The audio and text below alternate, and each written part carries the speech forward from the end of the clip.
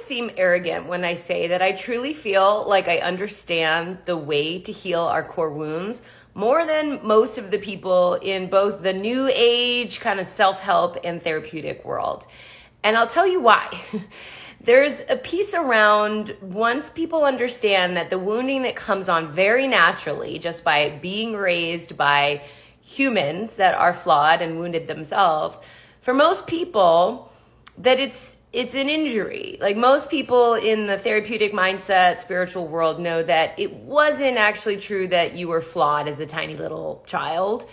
It was that your parents were limited. But so many of those approaches basically teach us essentially to bypass or intellectualize or convince the parts of us that are in so much pain from feeling like something was wrong with us that something's not wrong with us.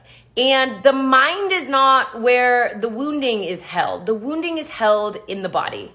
And so what I have found is that that approach is no different than dismissing ourselves and the dismissal that we felt as children.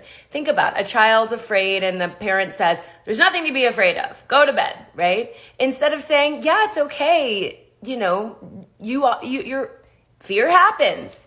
I get it. You're scared there might be a monster under the bed. I'm here with you. You're safe, right?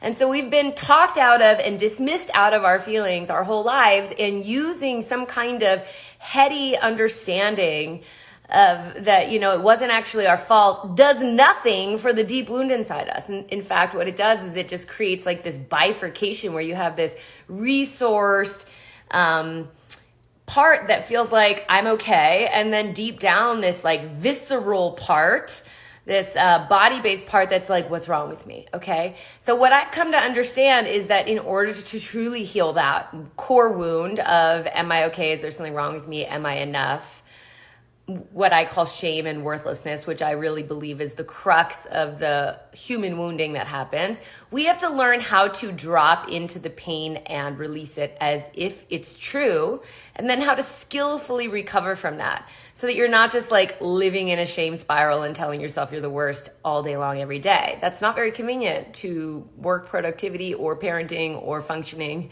But if we don't do that, sometimes if we don't really attend and facilitate and become the pity party inside us and release our pain from that place in a body-based somatic way, which means body-based, then we don't heal. And so that is what I'm teaching in my work. That's what finally helped me heal after so long of just kind of compensating. I bet a lot of you watching this feel like you're basically just compensating. And that's what I'm here to teach you through all of my offerings, but most certainly my shame workshop next Wednesday. So come, learn the secret, and test out for yourself. Does it work? Is there something here? Can you actually become more full of self-worth and self-love than you already are? And you're doing great however you are, but you could probably trust your worth, your value more. And I'd love to help you with that.